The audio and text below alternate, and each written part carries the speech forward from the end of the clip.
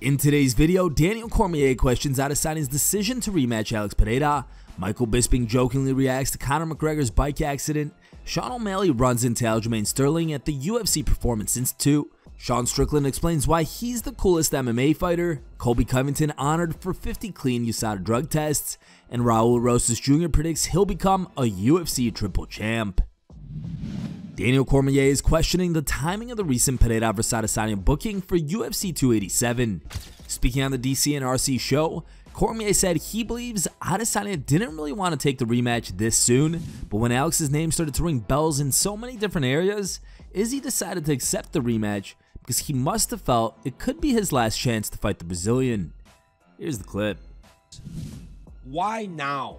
Because for me, RC, anytime you don't hear anything, right? You don't hear Israel talking about whether or not he's going to fight Alex, when he's going to fight, and then all of a sudden Jamal Hill becomes the champion. And then Jamal Hill says, hell, I'll let Alex Pereira come up to 205 and I'll fight him right now.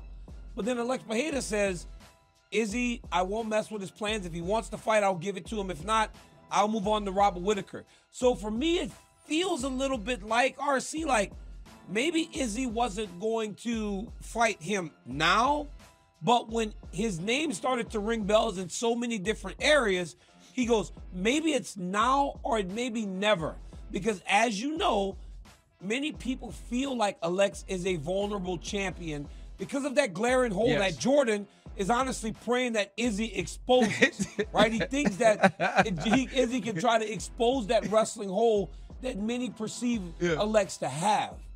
So I wonder, and I wonder this aloud, and I'm asking you as my partner and the person that I sit across from every week, do you feel like it's a bit odd that the timing and the announcement happens right after it seems as though Alex's name is ringing bells? Because the one thing you don't want is the person that you're scheduled to fight or the person that is supposed to be your next dance partner to have too many girlfriends lining up to dance across from him, because then it gets a bit scary.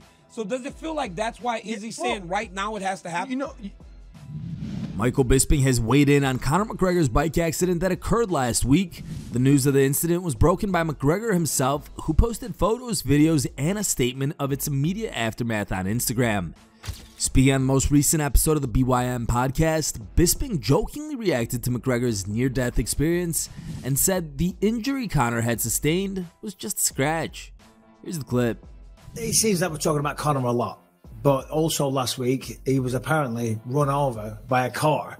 I mean, obviously we had the allegations last week, but we're trying to focus on more positive things this week. The Ultimate Fighter, but yeah, apparently run over by a car. In fact, Brian, if you've got the video, just play that real quick. What do you think of that? Because then he put the video up, a video of him like, it was like a sexy shot that a girl would do on OnlyFans, showing his ass, and I'm like, that's too much. Yeah. A little scratchy woo, just a little scratch. It did not look like something. I'm not saying it didn't happen, but if that's his equivalent of getting run over by a car, I just feel like he might be stretching the truth a little bit.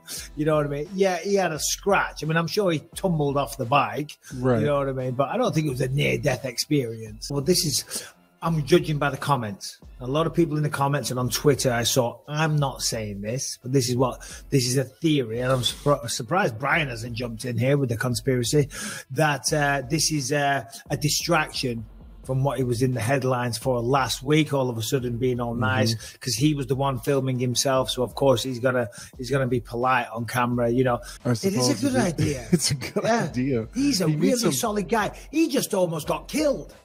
And he was calling him brother.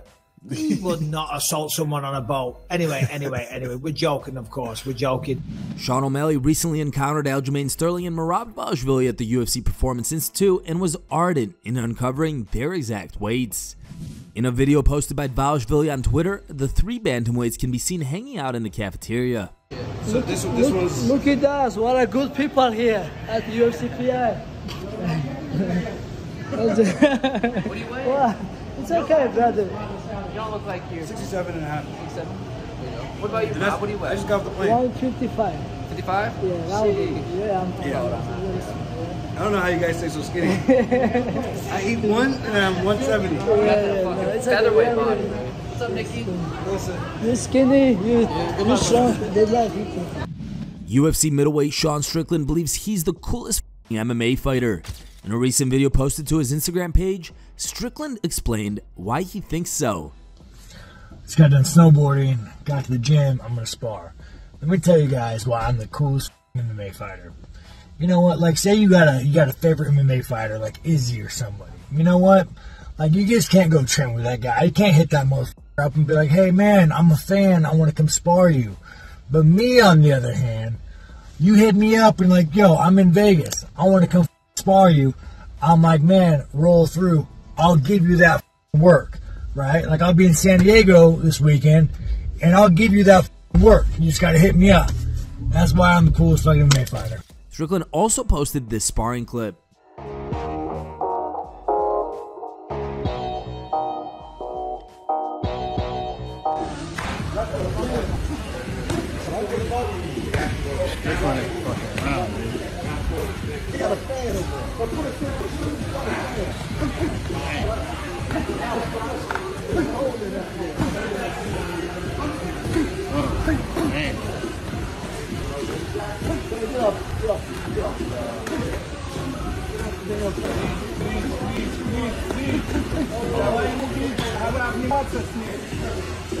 See, some of you guys don't understand. I spar hard with people who are on my team.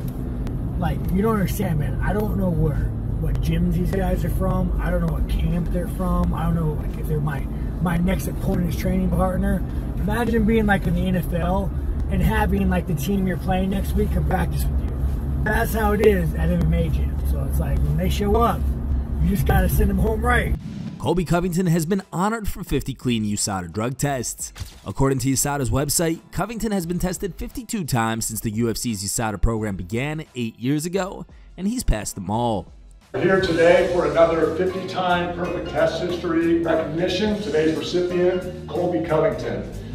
Colby, we checked before we left here. I think you're actually at 54 perfect test histories, which is significant. Colby's been in the program from the get-go. I remember my first live event that I went to was UFC 187. You were on the prelims.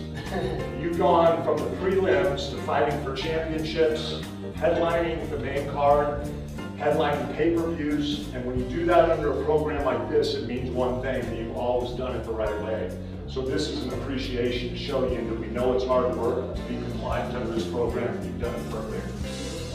So we let our athletes choose what they want embroidered, and of course Colby wasn't going to let us down. So let's see if that baby fits. On you.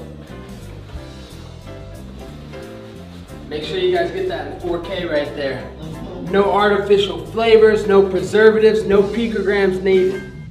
Raul Rosas Jr.'s goals are a lot bigger than just becoming the youngest UFC champion.